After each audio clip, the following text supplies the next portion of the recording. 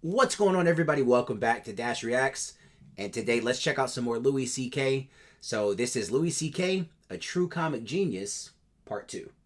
Let's check it out.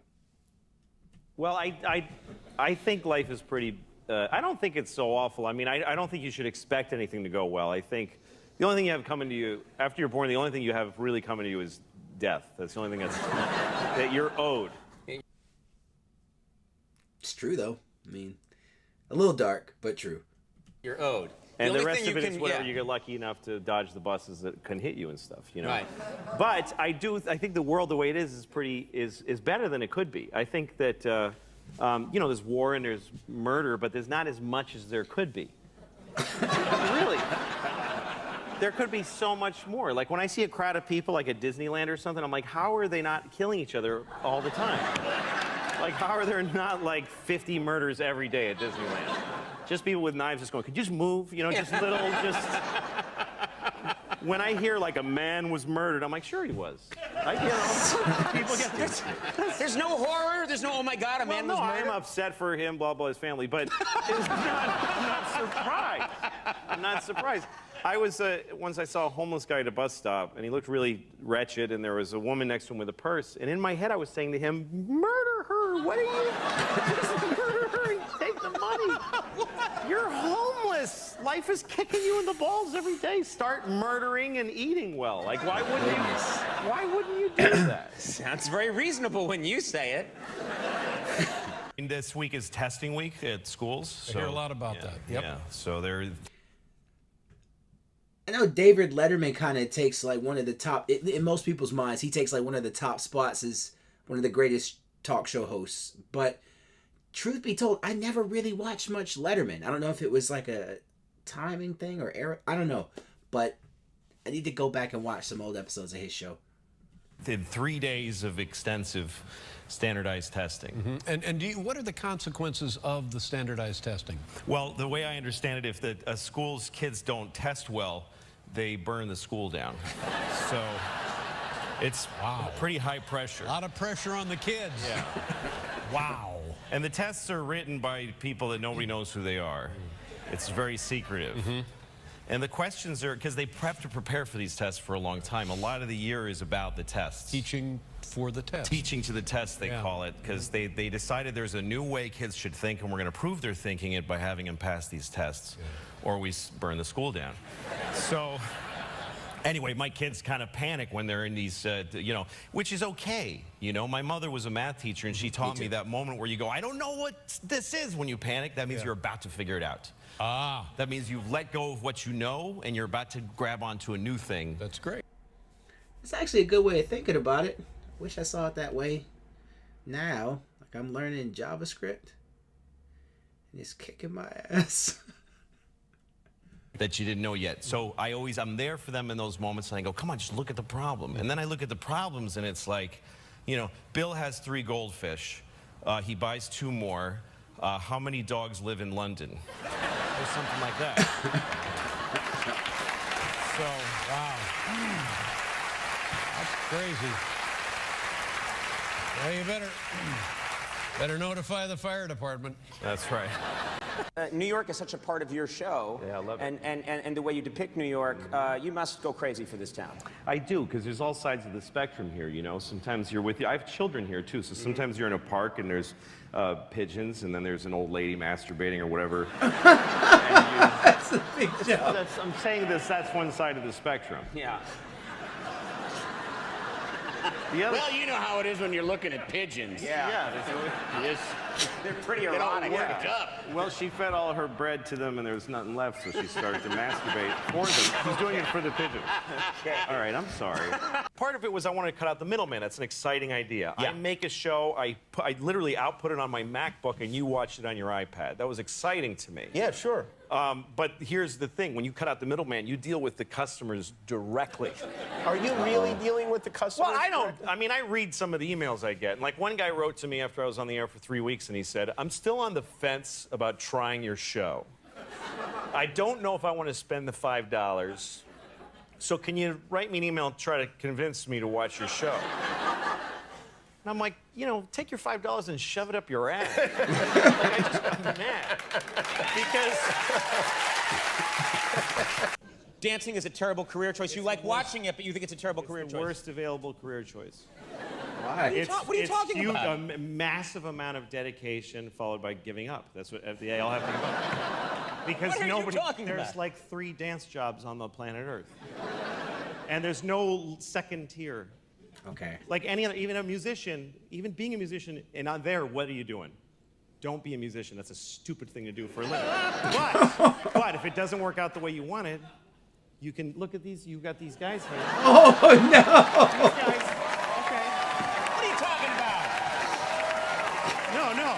Louis. No, just to be clear, what I'm Louis, saying. you know these guys. What I'm saying is that if you're a dancer and you're the greatest dancer ever, nobody gives a shit, first of all. I mean, that because everybody dances. And then how many millionaire dancers are there? I don't You know. can dance for like 2 seconds at your peak. You got to give up. You know, I mean, stripping, you can strip, but you don't need to go to Alvin Ailey to learn to do that. Yeah. That's a good career choice. Right. Being a stripper. Okay. And sometimes people ask me for pictures, and I don't like doing it. What? No, why not? Well, I know you're just supposed to. You're supposed to go, oh, well, you know, the fans, but I just go, no, I don't want to do it. Right. So it just makes me uncomfortable. Yeah. But one time, like, so I always try to be nice how I say no. I go, oh, you know, but thank you, you know, okay. So I was coming out of a restaurant once, and these 2 women are standing there, and I hear them say, picture. So I go, oh, no, I'm sorry. I just don't like doing that. Right. I hope that's okay. well, And that they're seems like, reasonable. okay. And I said, what's your name, though? And she's like, Janet. And I go, hi, Janet, I'm Louie. Hi. Hey, guys, I'm sorry, but thank you. Yeah. And then I walk away, and then I see the 2 women give their camera to some guy to take their picture Yeah. with each other. And so, Well, that's not right. no. And so I look at this story from their point of view. They want a picture of themselves, and they go to a random stranger, could you take our picture first? Oh, you know, I just don't like doing that. I'm really sorry, but what's your name? What a creep. A gross creep. Something very wrong. Once Really again, wrong it's with all that. your fault. Sure. Of course it is. Yeah. But I was watching Schindler's List, and this moment happened that it just stuck with me. It's a scene where all the Jews are being thrown out of Warsaw, and it's very sad. And they're going down the street, and there's these Polish people that aren't Jewish watching them leave. Right. And one of them is a little girl, and she's about 7 years old, and she's on a mailbox, and she's very cute, and she's yelling, "Goodbye, Jews! Goodbye, Jews!" And this really left an impression on me, and probably on the Jews that she was yelling at, too. Because I think it's real. I It's think a very that happened. powerful moment, yeah. Yes, and I think it probably really happened, and somebody told Spielberg about that, and he was like, "We're doing that in the movie." So he made that scene, which means he had to find a little girl to play that little girl. He had to find a little cute girl who could yell, "Goodbye, Jews!" at grown-ups. Right. And that's a really... And I know how movies are made, so I know somewhere there's a tape of like 50 little girls all trying really hard, trying to get the "Goodbye, Jews" part. Right. And they're all adorable. They're Yeah, adorable. or some of them aren't so good at it. Yeah, because there's no kid actors that are like, you know, Sean Penn, can I work from within? They're all adorable. They're all cute. Right. There's a tape somewhere of little girls. "Hi, my name is Anne Marie, and I'm with William Morris. Goodbye, Jews." Oh no! Goodbye, Jews. Anne Marie. Did you ever see Schindler's List? I remember seeing it only one time, but I remember it being one of those movies that was like it was sad, it was powerful, but it's like, man, this is intense. So I think I only saw it once, but I remember it being really well done, but really sad too. Marie, we need a little more anger. Oh, I'm sorry. "Goodbye, Jews." Okay, next. And there's another girl. "Goodbye, Jews. Okay, next. And then comes the girl who's amazing, and her mother has prepared her for months. She knows how to walk in the room. "Hi, my name is Louise, and I am really happy to meet you. The sun'll come out tomorrow. Bet your..." We just need the line, actually. Oh, I'm sorry. "Goodbye, Jews!" You just And crafted there's that whole a thing. new thing, the cloud. They Yeah. want you to go to the cloud. and they're selling it as a great idea. Just, you don't need your stuff, just give it to us and we'll keep it on the cloud. It's fine, you don't have to, and you're like, really, but those are my pictures and we'll keep it on the cloud. You pay a little rent to have it up on the cloud. And the way they're gonna talk you into this is that you get to have a smaller device, because you don't need to keep the stuff on it. You understand? Right. That's why, okay, like this, somebody gave me this iPhone. This is what an iPhone is right now, okay? Now, it's gonna, when they tell you you want to keep it on the cloud, they're gonna say, this is the iPhone now. The next iPhone is just gonna be this. It's just gonna be this, and it's just gonna be this thing, because you need this to store all your movies and stuff on. But you're just gonna have this, and you just rub and go, ooh, I want to see Tom Cruise, and Tom Cruise will be all around your face, and then you want to see, Selma Hayek, and then you take it and you that's how it's gonna work. I'll give you $10,000 for that thing right now. Some parents really struggle with, like, all the other kids have the terrible thing, so my kid has to. Yeah, let your kid go and be a better example to the kids. Just because the other stupid kids have phones doesn't mean that, okay, well, my kid has to be stupid, otherwise she'll feel weird. Right. I think these things are toxic. I don't, especially for kids. It's just this thing. It's bad, and they don't look at people when they talk to them, and they don't build the empathy. Right. Kids are mean, and it's because they're trying it out. They look at a kid and they go, "You're fat," and then they see the kid's face scrunch up, and they go, "Ooh, that doesn't feel good to make a person do that." Right. But they got to start with doing the mean thing. But when they write "you're fat," then they just go, that was fun. I like that. So, that tasted good. Let me ask you a question, and it's specifically about breakfast. I have this conversation with my son, who is 10, who is, I guess, right between the ages of your daughters. And it goes like this. Well, what would you like for breakfast? I'm not hungry. Mm-hmm. Well, yeah, but let's just say you were. How about bacon? No. How about eggs? No. I never had that problem. I was always hungry, okay?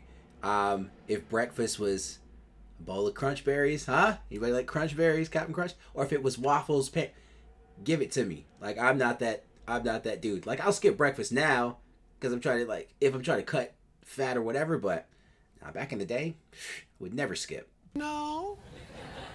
Pancakes? No. And so we go through every imaginable form of consumable human food, none of which interests the kid. And then, so now we go back and we start over. And it's clear that he has decided on his side he's going to say no to everything I come up with. But yet, they have to eat. Yes, they do, but why what do you do at why that are point? you asking him what he wants? I mean, you're asking him to decide where everything's headed. And look, I know why you're asking. I get it. But the thing is, you're saying if he doesn't decide what he wants, he won't eat. So I'm already behind the 8 ball. That's never going to be his... So with your girls, you just put the food in front of them. I go, here's what we're having. Here's what we're having. I don't want that. And I go, all right, what do you want then?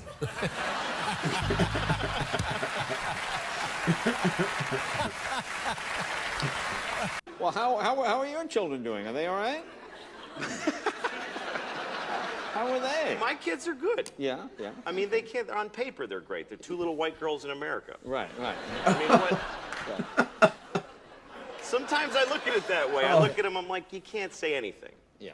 You're doing awesome. Right. Just boilerplate, great lives. I gave my daughter medicine the other day, and it was bubblegum flavored, so that she'll take it. Bubblegum flavored medicine? Yeah, you get me like Tylenol, it's bubblegum flavored. Oh, it's not methadone or anything. It's no, it's bubblegum flavored.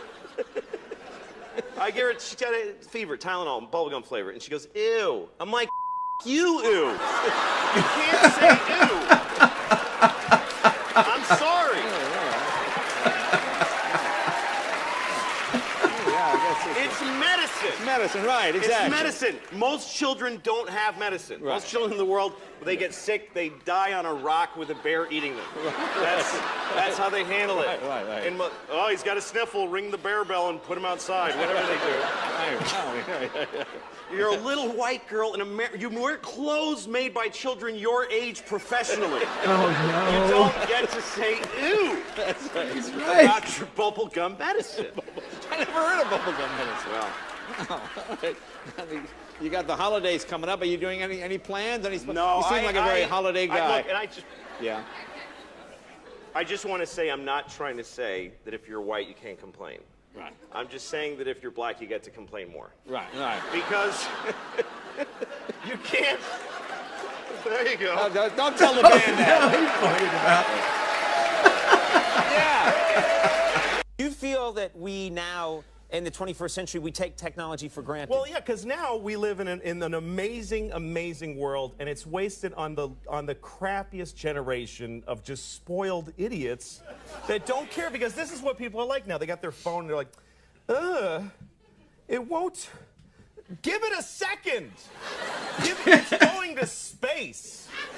Can you give it a second to get back from space? Is the speed of light too slow for you? Yeah, there is that push to make everything as fast as like blazing fast as possible, right? To make devices as small as possible.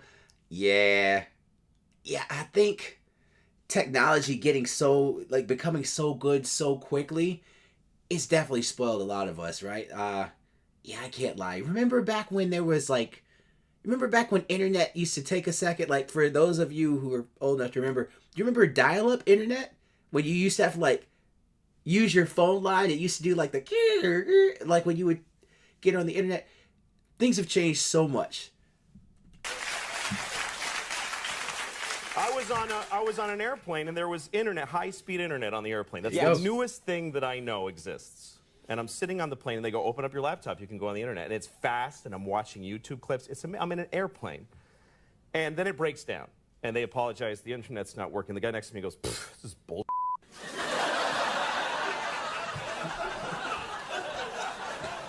Like, how quickly the world owes him something Yes. he knew existed only 10 seconds ago. Right. Right. And on planes, I know you know, and I know you've told your kids, honesty is its own reward.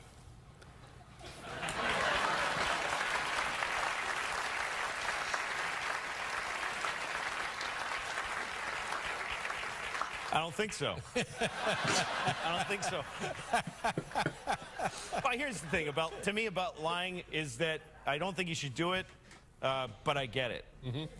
That's how I feel about it. I get it. Right. Because kids lie because they're in trouble. You know, if you're in trouble as a kid, it's too much. You can't take it. You're worried. You know, yeah, kids don't lie for some weird Machiavellian, they're not like, what my teacher said about you? It's interesting. They're not trying to start something. No. It's because somebody was like, did you take the chocolate? And they're terrified. Yeah. Terrified. Yeah. If you're in trouble, you don't care. You're a grown up. You just go, oh, sorry, right? Well, again, I've been in trouble, and that didn't work. And I tried it. I said it just like that. Sorry. Funny stuff from Louis C.K. I actually thought part 2 of Louis C.K. A Comic Genius was even better than the first part. And the first part was pretty good. I love the way Louis C.K. he tells a story. The whole Schindler's List auditions with the little girls, the way he stacked that story. I just think it's really well done. And I don't think it's an easy thing to do, but he does it really well. And he's not even doing stand-up here. He's just talking to talk show hosts. And it's insanely entertaining. And wasn't Louis C.K. writing comedy before he did stand-up? I don't know if that's true. I think that's right. But you can just tell there are a lot of ideas and a lot of funny things going on in his head, man. And it's cool to hear the stories because you get a glimpse into some of those ideas. But yeah, really good stuff. If you enjoyed this reaction, please make sure to give this video a like, comment, share, and subscribe. And let me know your favorite part in the comments. And I'll catch you in the next one. Peace.